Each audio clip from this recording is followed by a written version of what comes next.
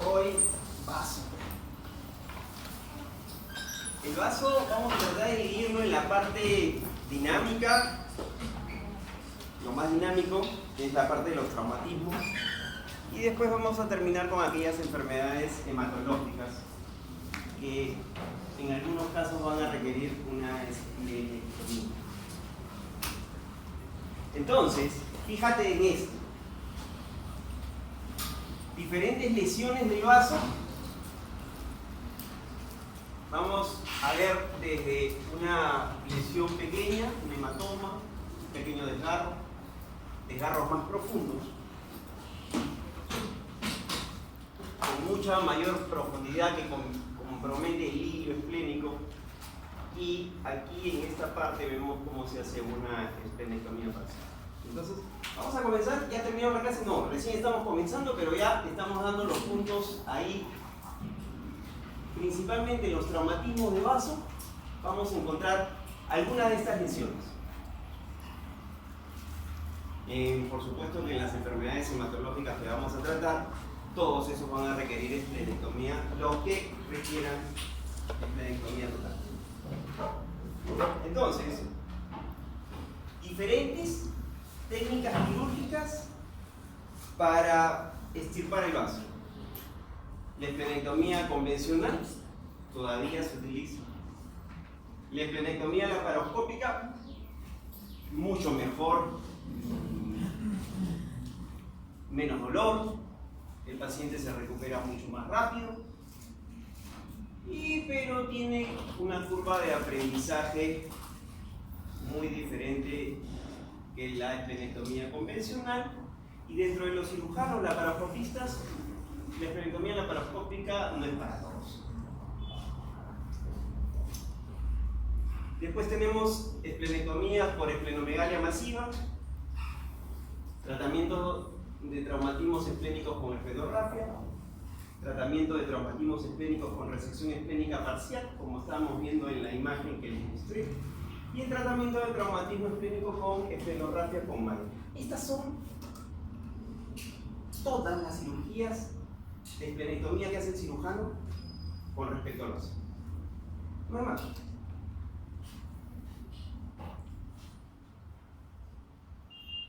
Y si nosotros pensamos y tomamos que el vaso es el órgano sólido que más se produce lesiones en un trauma abdominal cerrado, es aquel paciente, el mototaxista que tuvo una lesión del timón en la parrilla costal izquierda, aquel señor que se cayó del segundo o tercer piso, aquel que están haciendo una colonoscopía y el gastroenterólogo le perforó el colon, el ángulo esplénico perforó el vaso, también sucede. O aquel que tiene muchas adherencias, el ginecólogo quiso hacer una histerectomía y jaló el epíplon y desgarró el vaso. Traumas diferentes, motivos, traumatismos de vaso. ¿Y por qué es importante el vaso? Porque mira la cantidad de sangre que pasa por minuto. El flujo es de 300 mililitros por minuto. Esto es abundante. Y sabemos que la arteria que alimenta el vaso es la arteria esplénica, rama de ¿qué? Del tronco celíaco, rama de la aorta. Entonces, en traumatismo esplénico vamos a tener este signo de Kerr, que significa que cuando hay sangre hay una irritación del diafragma y el paciente presenta ese tipo de dolor. No confundan, porque generalmente este paciente puede tener fracturas costales, puede tener el motórax izquierdo y también puede confundir el signo de Kerr y no necesariamente tener.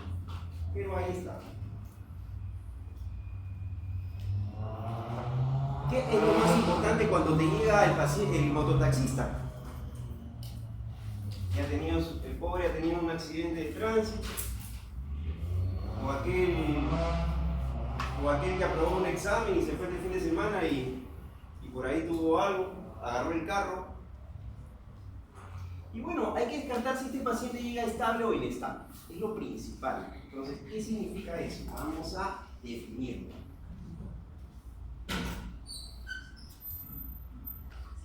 Esta es la clasificación de un traumatismo esplénico. Mira, grado 1, grado 2, grado 3, 4 y 5. Estos de acá se ha producido hematoma o desgarro, pero ya no sangran. Estos de aquí, 4 y 5, hay que extirpar el vaso urgentemente porque el paciente se muere. Y este grado 3 es en duda. El paciente sangra en cantidades considerables, pero aquí tenemos que tomar una decisión si vamos a operar al paciente, si vamos a hacer una espironectomía total o si vamos a realizar una espironectomía parcial. Entonces definamos hematoma, laceración, y aquí me gustaría volver acá.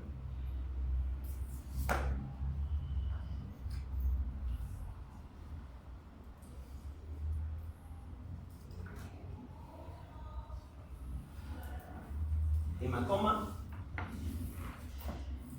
laceración, una laceración más profunda, una laceración muy profunda que compromete el hilio esplénico.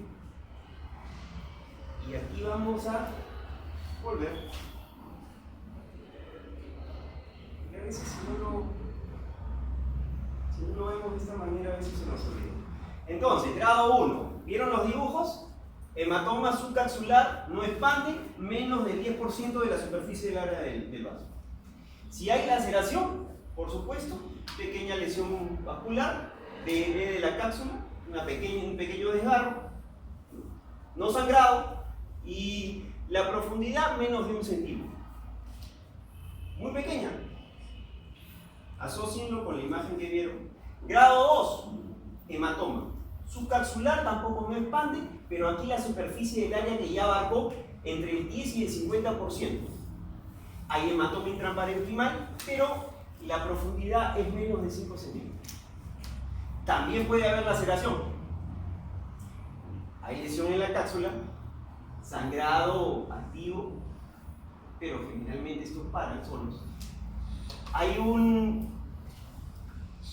una lesión con una profundidad de más o menos de 1 a 3 centímetros, pero que no afecta a los vasos trabeculares. Ya vamos a ver qué son esos. Grado 3. Aquí vamos a tener un hematoma subcapsular más del 50%. Acá quiero que lo memoricen este grado porque este es el que nos trae mayor problemas. Y las preguntas vienen sobre esto. Mayor del 50% del área está expandiendo, hay ruptura capsular o un hematoma parenquimal con sangrado activo, y el hematoma intraparenquimal mide más de 5 centímetros y aumentando. La laceración es más de 3 centímetros de profundidad del parénquima, que incluye vasos trabeculares. Grado 4. Aquí, el grado 4 ya no hay hematoma, de frente laceración. Y aquí hay una laceración que incluye vasos ciliares o segmentales, produciéndose una devascularización de más del 25% del vaso. Y en el grado 5, laceración, el vaso totalmente explotado.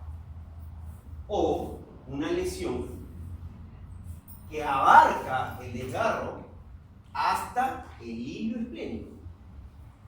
Veamos de acá.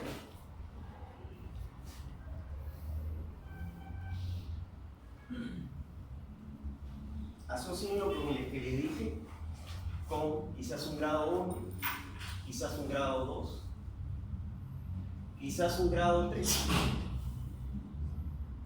El grado 4 no lo tengo, pero este quizás es el grado 5, donde abarca el hilio esplénico. Y sobre todo eso, ¿y por qué lo clasificaron? Porque lo que intentamos es salvar el vaso.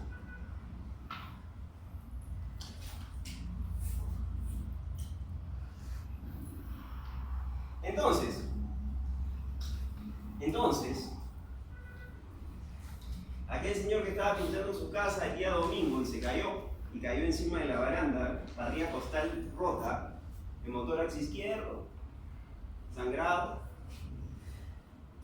y bueno, lesión de vaso. Entonces, acuérdense, el órgano que más se lesiona con traumatismo abdominal cerrado es el vaso. Segundo, el hígado, aunque el hígado ya le está haciendo la competencia. Es diferente un traumatismo abdominal abierto.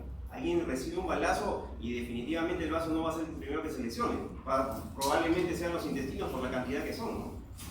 Entonces, el paciente nos llega a la emergencia, el mototaxista nos llegó a la emergencia, o el que se cayó del segundo piso, y este paciente lo primero que tenemos que ver es cómo está la hemodinamia, ¿está estable o inestable? Vamos primero a lo estable. Si el paciente está estable, ¿qué significa? Yo le tomo una tomografía, veo la lesión esplénica, la clasifico. Por supuesto que si está estable no va a tener grado 4 o va a tener grado 5. Probablemente tenga 1 o 2.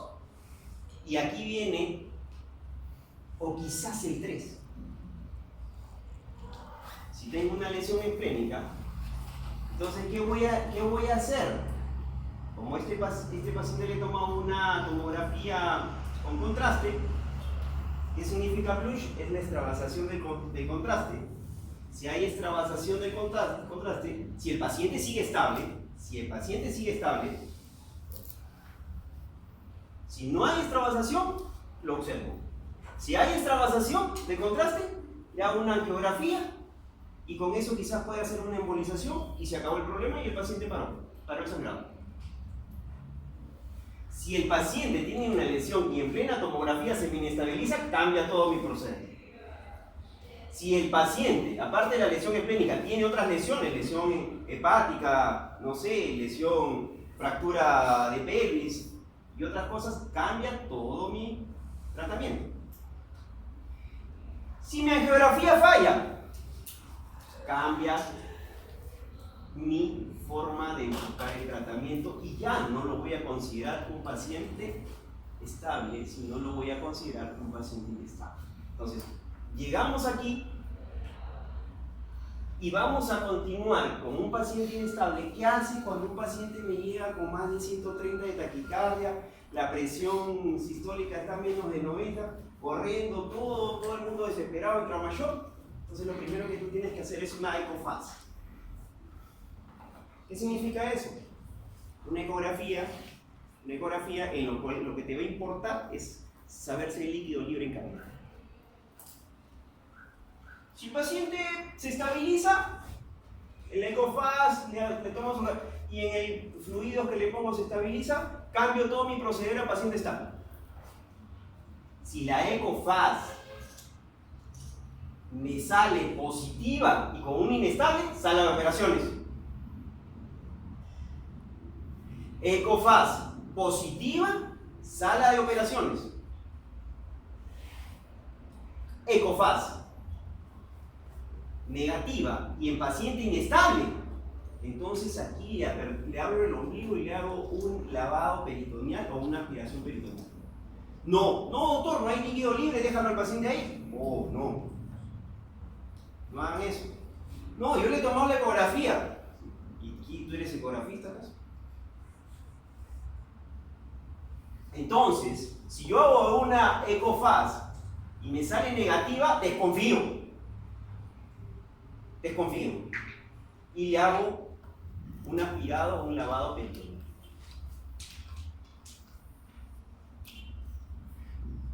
También voy a otras causas de sangrado, pelvis, fémur, hígado, etc. Paciente en sala de operaciones, paciente inestable. Si el paciente me sale un paciente que está inestable con un lavado o un aspirado positivo, a sala de operaciones. ¿Se entiende esto? Entonces, en sala de operaciones, si el paciente está inestable, ¿qué vamos a salvar? El vaso, hay que parar el sangrado.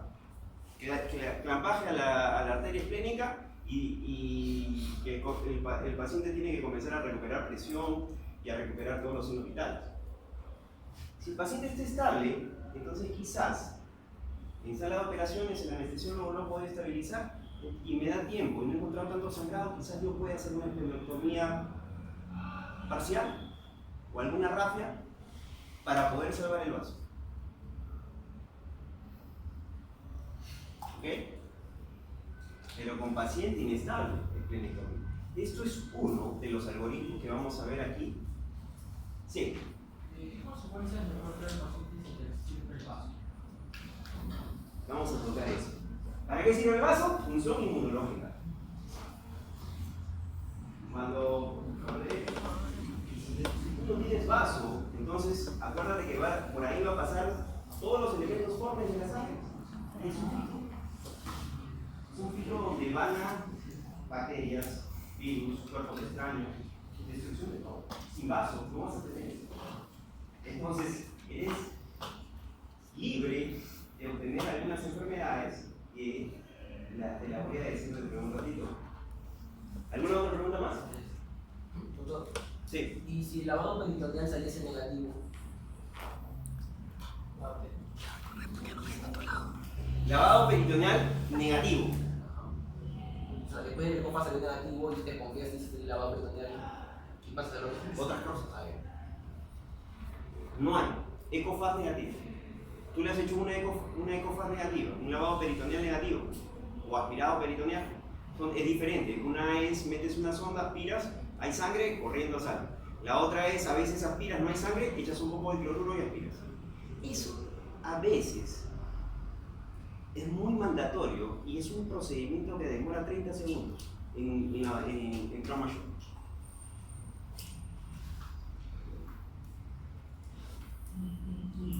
Sigamos. Entonces, ¿cuáles son los criterios? ¿Cuáles son los criterios para no operar al paciente? No todos los pacientes que tienen fractura, lesión de vasos hay que operarlos, ¿no? Entonces, tenemos que saber si el principal, la estabilidad hemodinámica. Segundo, si está estable el paciente, le puedo tomar una tomografía y clasificar la lesión según el esquema que les mostré. Tenemos que descartar otras lesiones adicionales que requieran cirugía.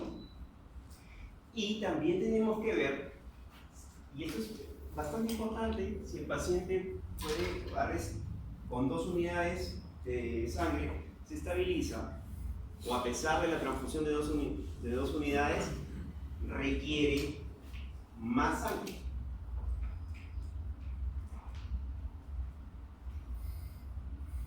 Y este cuadrito es súper interesante para clasificar lo que es estable y inestable. ¿Quién me dice a mí lo que es estable y inestable? Entonces, tenemos diferentes grados para clasificar esto. Como les dije, la primera no va a haber, pues vamos a tener la presión sistólica, no va, si está menos de 90 o tienes una taquicardia severa de más de 130, entonces no tiene que haber esto sino tiene que estar o mayor de 90 o menos de 130. En el grado 1, hipotensión o taquicardia, que ha sido reportada, quién sabe, por el paramédico que lo trajo, más no ha sido reportada en trauma shock. En trauma shock el paciente llega a estar, no hay nada. Grado 2, hipotensión o taquicardia, que responde a la aplicación de un volumen inicial y no va a necesitar más que una solución fisiológica de manera continua y no vamos a elevar, ni vamos a elevar los fluidos, ni va a requerir transfusión de paquete de glúcido. Acuérdate. En el grado 3 de la inestabilidad, aquí ya sí, aparte que le has puesto el volumen inicial, este paciente va a requerir transfusión de fluidos, pero en el grado 3 lo que le vas a aplicar es menos de 250 mililitros por hora. También puede requerir transfusión de paquete, pero la cantidad es menos de eso. En el grado 4, la hipotensión y la taquicardia responden a más de 2 litros, pero tú tienes que estar colocando fluidos en una cantidad de más de 250 mililitros por hora. Y aparte, transfusión de sangre. Grado 5 no responde a nada. ¿Sí?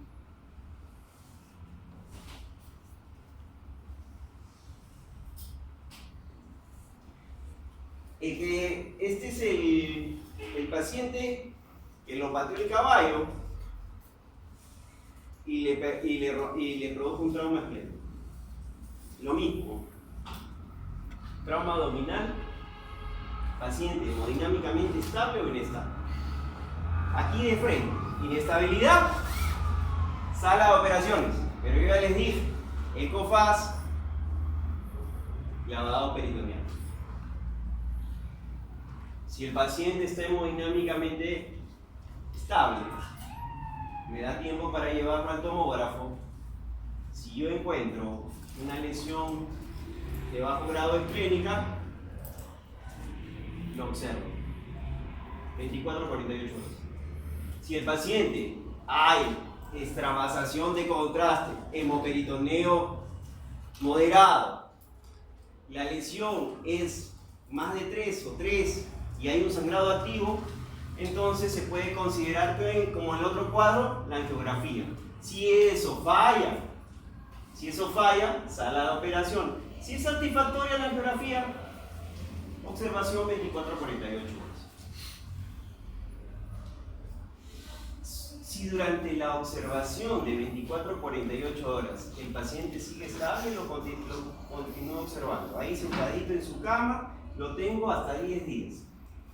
Le estoy tomando cada 48 su ecografía y su hemoglobina cada 8 horas. Pero si en el momento de la observación hay una disminución de la hemoglobina que me requiera, ¿no? Entonces aquí hay disminución de la hemoglobina. ¿Qué hago? Si el paciente disminuye la hemoglobina y se me pone inestable, sale a operaciones. Si la disminuye la hemoglobina y con 2 unidades, con 2 paquetes globulares, puedo estabilizarlo, entonces voy a repetir la tomografía. Si requiere más de 2 unidades, me lo llevo a sala. Si al repetir la tomografía tengo que ver si la lesión continúa estable o hay un gran hemoperitoneo que va a terminar este paciente en sala de operaciones. Todo esto por tratar de salvar el vaso.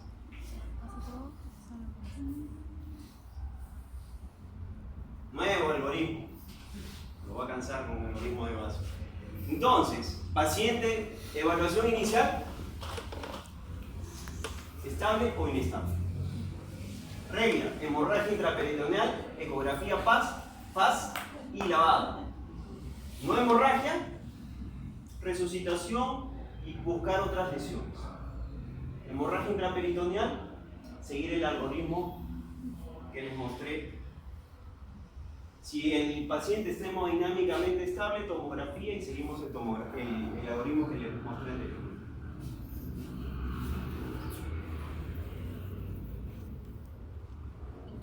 Hemorragia intraperitoneal, exploración abdominal. Si encontramos un paciente que esté inestable, no voy a esperar a tomar una tomografía. Encuentro lesión esplénica y aquí sí tengo que definir si esta lesión esplénica es de alto grado. Si es una lesión 3, probablemente, pero las 4 y las 5 totalmente van a ir a esplenectomía.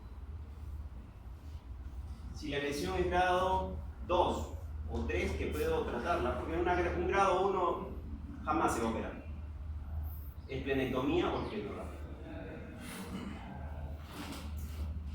No lesión esplénica, hemoperitoneo, probablemente el hígado esté dañado. Entonces,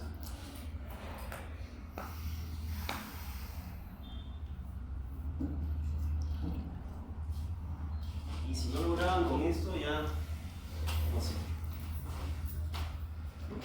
Paciente hemodinámicamente estable. aquel que no voy a operar. Decidí un grado 3 no operarlo, porque pude estabilizarlo con fluidos y transfusión de paquete globular. Específicamente, si la lesión esplénica que encuentro no es extravasación de contraste, observación. Extravasación de contraste, angiografía y embolización. Si la observación, durante la observación veo que el paciente se me pone inestable, la aparatomía, y donde puedo hacer esplenectomía o esplenorrafia o esplenectomía parcial. Si veo que durante la observación el paciente me hace una peritonitis difusa, exploración, esplenectomía, y aparte tengo que revisar si hay perforación de algún otro órgano como intestino o colon. Si no hay evidencia de sangrado, no peritonitis, el paciente continúa en observación.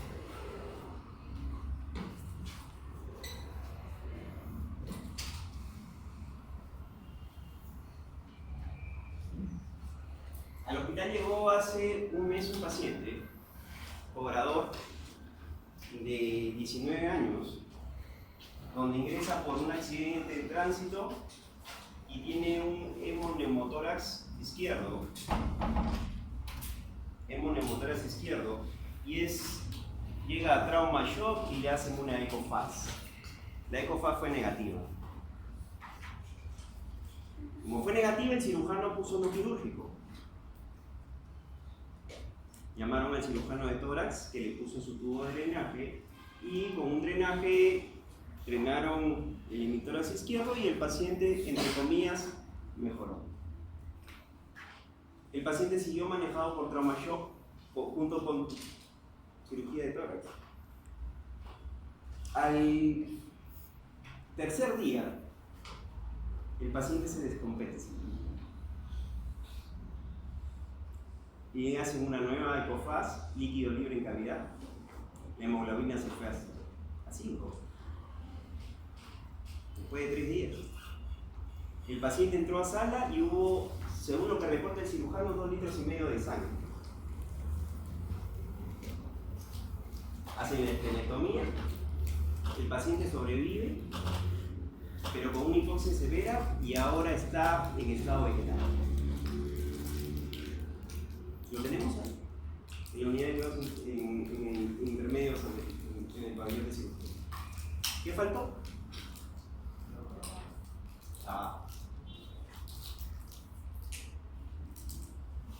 Faltó lavado. Ahora hay una demanda donde le van a quitar el RNE a varios médicos.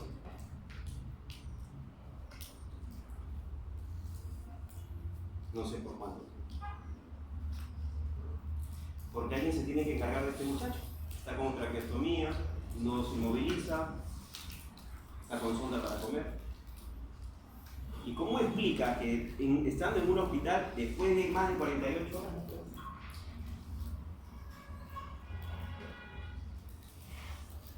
Entonces faltó el lavado. Este cuadro principalmente quiero que lo veas para ver los diferentes grados de traumatismo y qué cantidad de líquidos le voy a poner y cómo lo voy a controlar, cómo voy a controlar al paciente.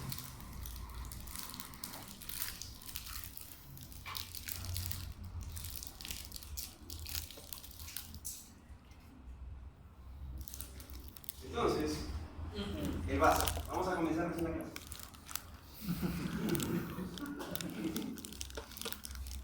El vaso.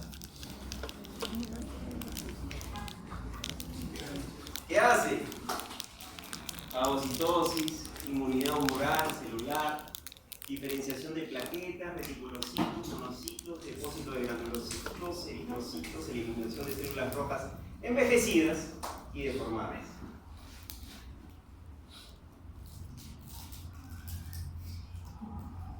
Esto para que vean los elementos formes de la sangre: neutrófilos, linfocitos, células células B, T, y todo, eosinófilos, basófilos, monócitos, y todo lo que van a defender nos van a dar la inmunidad. Y para eso es tan importante el vaso. Aquí vamos a ver lo que es la inmunidad innata, aquella inmunidad primitiva que nosotros tenemos. Esa que nacemos, que la hemos adquirido después de mucho tiempo. Y aquí principalmente lo que interviene lo que es la fagocitosis. Para este lado tenemos la respuesta inmune adaptativa. Aquí ya es otra cosa, comienzan los linfocitos B y T. Y aquí vamos a tener principalmente que van a estar, ha habido un antígeno, se han formado anticuerpos y se van a agregar células de memoria, ¿no? Tanto B como T. Y la morfología del vaso. ¿Cuánto pesa un vaso? Entre 80 y 300 gramos. ¿Dónde está? Hipocondrio izquierdo, cuadrante superior izquierdo. ¿Qué costillas son las que lo lesionan? 9, 10 y 11. ¿Cómo está suspendido? Por 4 ligamentos. El que va del diafragma, freno esplénico, el que va del estómago, gastroesplénico, el que va del riñón, espleno renal, y falta uno, el que va del colon, espleno colónico. De los ligamentos, estos 4 principales, ¿cuál es el que los que más interesa? Los que más interesa son el gastroesplénico, porque ahí van a estar en la parte superior los vasos cortos, estos vasos cortos vienen de la arteria esplénica, y también por ahí en la parte inferior va a estar la arteria gastroepilógica izquierda. Y irriga la parte del borde izquierdo, o la curvatura mayor del estómago, y todo lo que es el equilibrio. ¿Rama de quién? La gastroepilógica, rama de la arteria esplénica. Y el ligamento espleno-renal, ¿por qué es importante el ligamento espleno-renal? Porque ahí va a estar el hilo esplénico.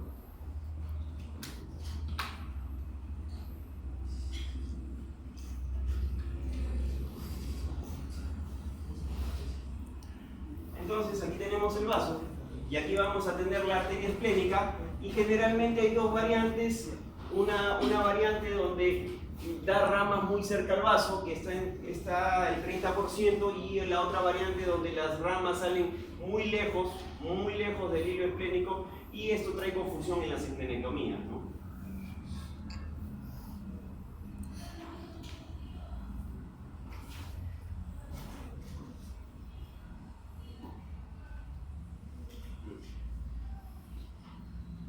Funciones del vaso. Y aquí vamos a, justamente tu pregunta que me hiciste es ¿cómo es que funciona esto? La sangre va a llegar de la arteria esplénica, va a llegar, acuérdense, vamos a recordar las clases de fisiología, donde la cápsula del vaso, que es algo fibroso, va a tener penetraciones hacia el parénquima llamadas trabéculas. A través de esas trabéculas va a partir la arteria esplénica, la rama de la arteria esplénica, la arteria segmentaria en ese nivel, donde se va a perder la adventicia, donde se pierde a esta altura y se va a llevar de un tejido linfoide. Entonces la sangre pasa por ahí y mira contra todo lo que se tiene que enfrentar. Y entonces va a pasar después. Hay varias teorías, hay una teoría cerrada donde pasa directamente a lo que va a formar las venas, y hay otra teoría abierta donde va al parénquima y de ahí pasa la sangre a la vena. Bueno, no se sabe todavía muy bien cuál de las dos es la verdadera, pero este es el sistema por lo cual el vaso es tan importante para el organismo.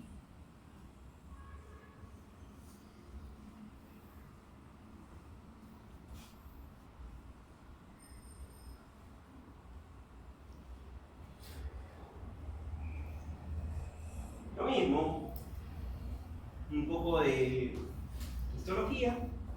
Vamos a ver en mucho más grande lo que es la pulpa blanca, la pulpa roja, las trabéculas y cómo es el paso de este filtro tan maravilloso que tenemos en nuestro cuerpo.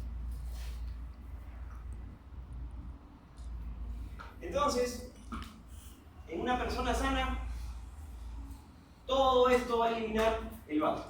Membrana de eritrocitos, fosicráteres de la superficie de los eritrocitos, los cuerpos de Howell-Poiky, cuerpos de Heinz, cuerpos de Pappenheimer, acantocitosis, eritrocitos senescentes, antígenos particulados. Todo. ¿Qué significa en alguno? Acúmulos de hierro, ADN desnaturalizado. Y en personas con enfermedad, aquí vamos a tener todas las enfermedades, en el caso de los eritrocitos, que van a cambiar la forma del eritrocito. Todo cambio y enfermedades que produzcan un cambio en la forma del eritrocito va a ser detectado por el vaso y va a ser destruido por el vaso. Otras enfermedades, el vaso va a comenzar a destruir plaquetas debido a que tienen un antígeno, entre comillas, todavía no muy descubierto, que va a producir plaquetopenia. Entonces, eferocitosis, trepanocitos, células con hemoglobina C, eritrocitos cubiertos por anticuerpos, plaquetas cubiertas por anticuerpos, leucocitos cubiertos por anticuerpos. Entonces, y vamos a entrar a esta parte que son los trastornos hematológicos benignos. Esto, quiero que sepan que el cirujano no va a hacer el diagnóstico de estos pacientes. Yo no me voy a encontrar y me va a venir un paciente y yo le voy a pedir su hemograma, su aspirado de médula ósea. No. Generalmente, siempre, 100% de las veces, son pacientes que han sido tratados por el hematólogo, el médico internista, y ha habido fracaso de tratamiento. Y ante fracaso de tratamiento, nos han hecho la interconsulta para la esplenectomía para un posible mejoría quirúrgica. Mejoría, porque no siempre hay curación.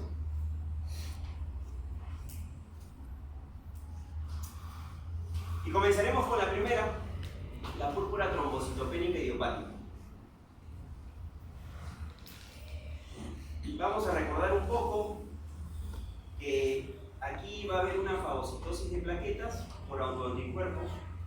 El tratamiento principal, como les he dicho, es totalmente médico. En el 70% obtienen éxito. Glucocorticoides, inmunoglobulinas, antagonistas del receptor de la tromboyetina, acetoprina, ciclofosfamida. Y entonces, ¿cuándo hay fracaso médico? Generalmente cuando el paciente tiene menos de 10.000 plaquetas sin sangrado, o cuando el paciente tiene menos de 30.000 plaquetas y con sangrado. Entonces, en esos casos, generalmente, el hematólogo o el médico internista nos pide, por favor, que hagamos una esplenectomía en este paciente. Pero, ojo, no hay garantías. Hacerle esplenectomía no te garantiza que este paciente se cure. Entonces, hay un 30% de estos pacientes que no responden a la esplenectomía.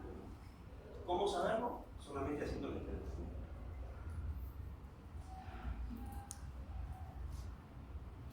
Aquí, para hacer el diagnóstico de púrpura trombocitopénica idiopática, tenemos que descartar todas estas enfermedades. O sea, es una enfermedad por descarte. Desde el momento que te hacen en un laboratorio el dosaje de plaquetas, si tú la encuentras muy bajas, tienes que darte cuenta si la plaquetopenia no ha sido causada por las aglutininas dependientes del frío, o por algún ácido, o porque hay plaquetas gigantes. Entonces puede haber falla en el laboratorio. O también puede haber plaquetopenia porque ustedes saben que las mujeres embarazadas tienen plaquetopenia, tienen anemia. Y muchas de estas, principalmente las de preeclampsia, tienen una plaquetopenia bastante considerable. Entonces tienes que ver, ¿no? Preeclampsia, ¿no? Y no vas a... es otra enfermedad y otra causa. También tienes que ver pacientes que toman fármacos, sulfas, la quinidina, heparina, también puede producir plaquetopenia. Enfermedades víricas, HIV, rubiola, mononucleosis infecciosa, Hiperesplenismo provocado por hepatopatía crónica, cirrótico. Otros casos, como las mielodisplasias, trombocitopenia congénitas, trombocitopénica trombótica, síndrome hemolítico urémico, coagulación intravascular diseminada crónica, trombocitopenia asociada a otros trastornos, enfermedades autoinmunitarias, el lupus, trastornos linfoproliferativos, leucemia linfocítica crónica, linfoma no hodgkiniano. Esto es para el hematólogo, esto es para el médico internista que me tiene que hacer el descarte de todo esto. Otra enfermedad, la esferocitosis hereditaria. Y esta es una enfermedad autosómica dominante que afecta la producción de espectrina. ¿Qué es eso? Una proteína.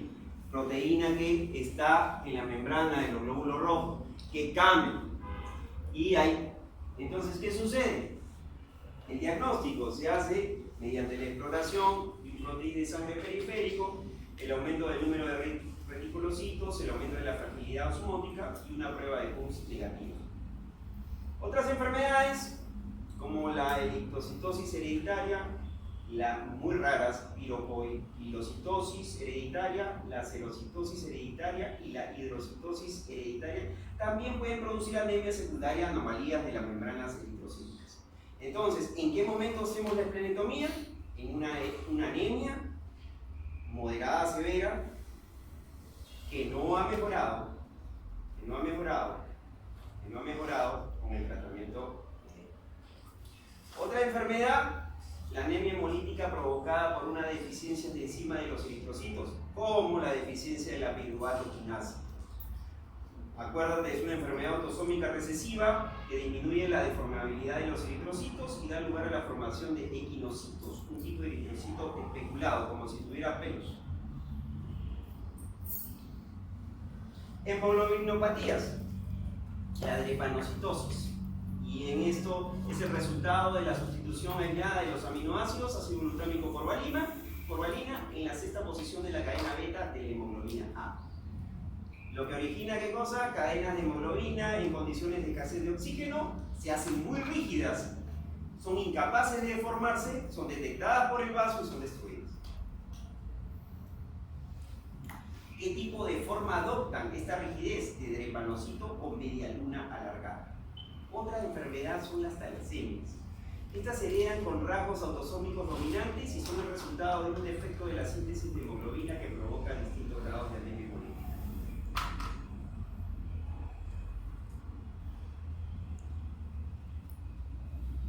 Neoplasias malignas.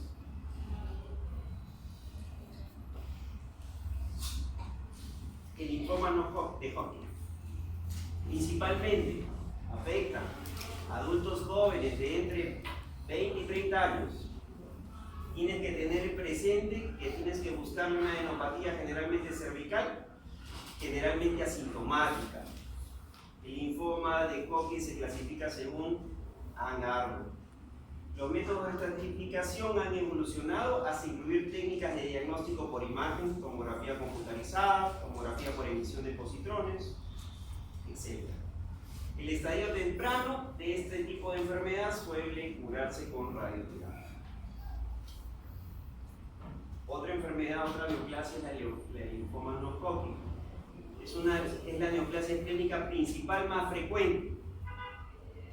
En pacientes con manifestaciones predominantemente esplénicas, la supervivencia mejora de manera significativa después de la esplenectomía en comparación con pacientes similares que no se sometieron a ella.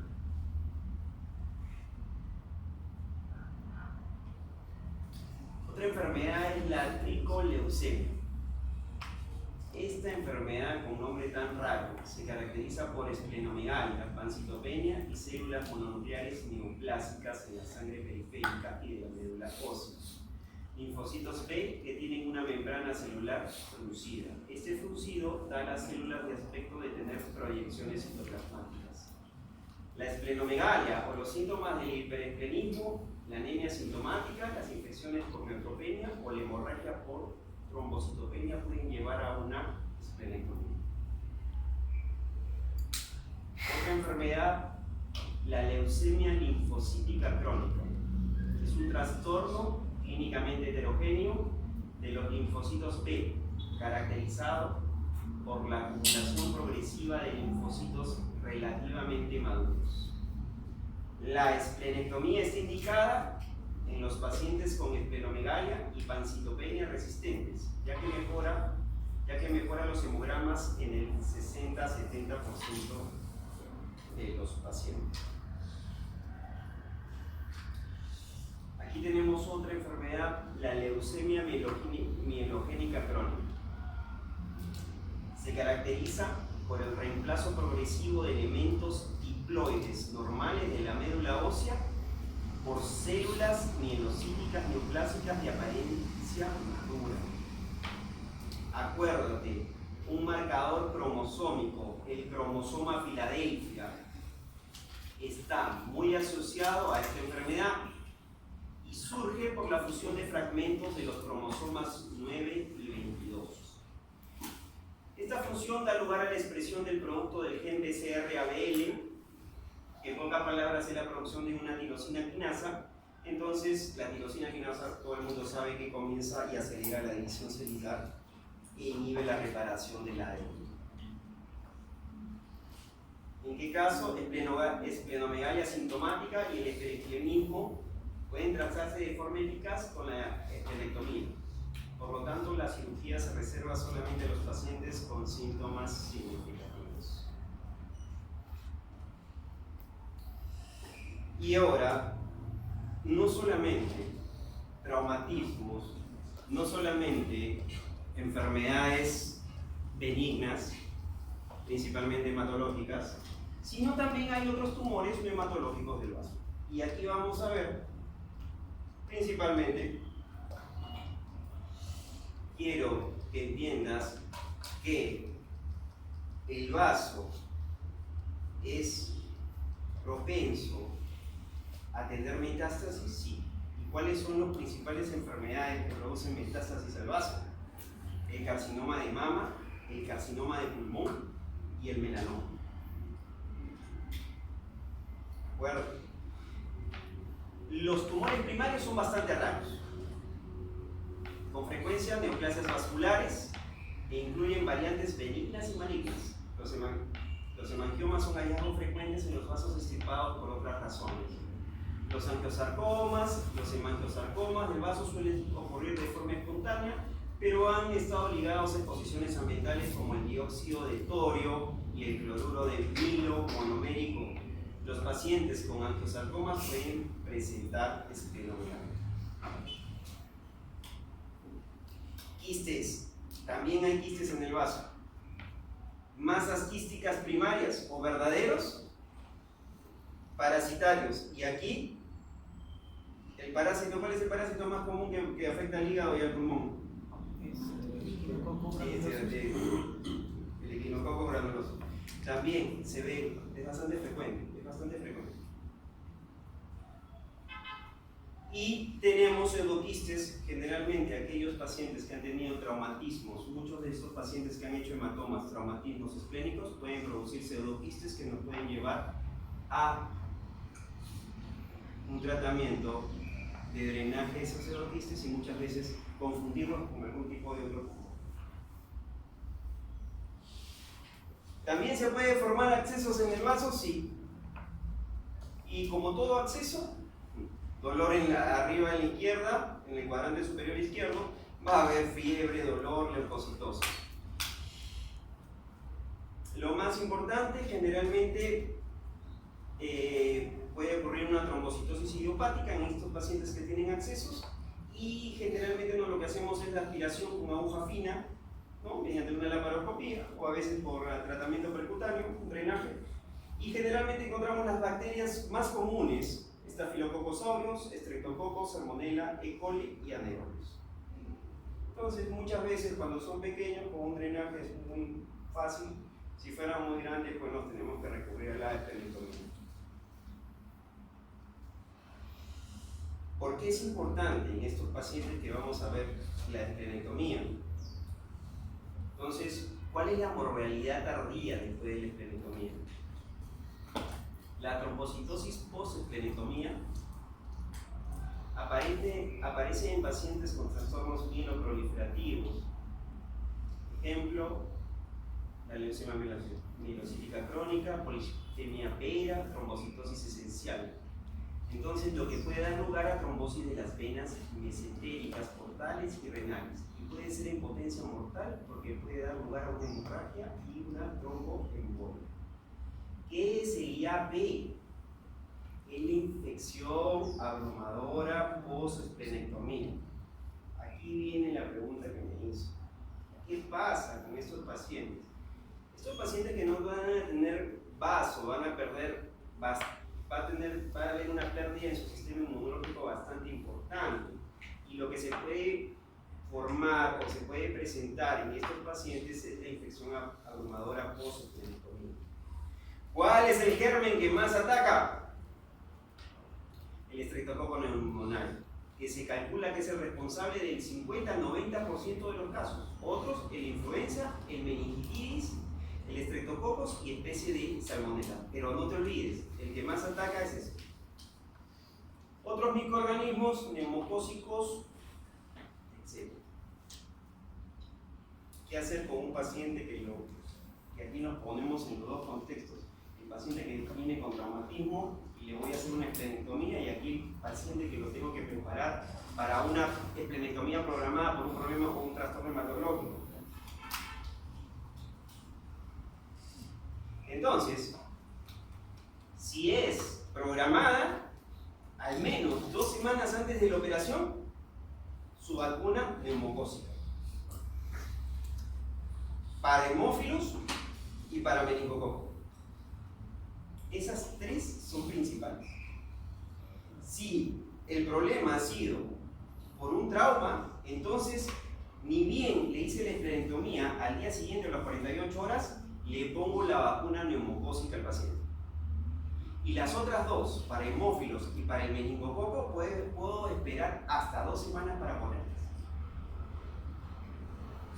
No olvides, una cosa es programada y otra cosa es por trauma. Bueno, esto sería con respecto al vaso. ¿Alguien tiene alguna pregunta con respecto a esto? La primera parte es bastante emocionante, la segunda parte de los trastornos hematológicos es bastante, hay que memorizar varias cosas, pero no es difícil. ¿Alguien tiene alguna pregunta?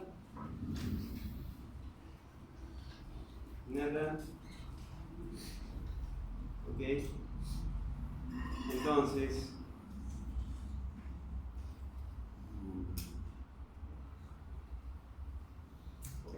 bueno.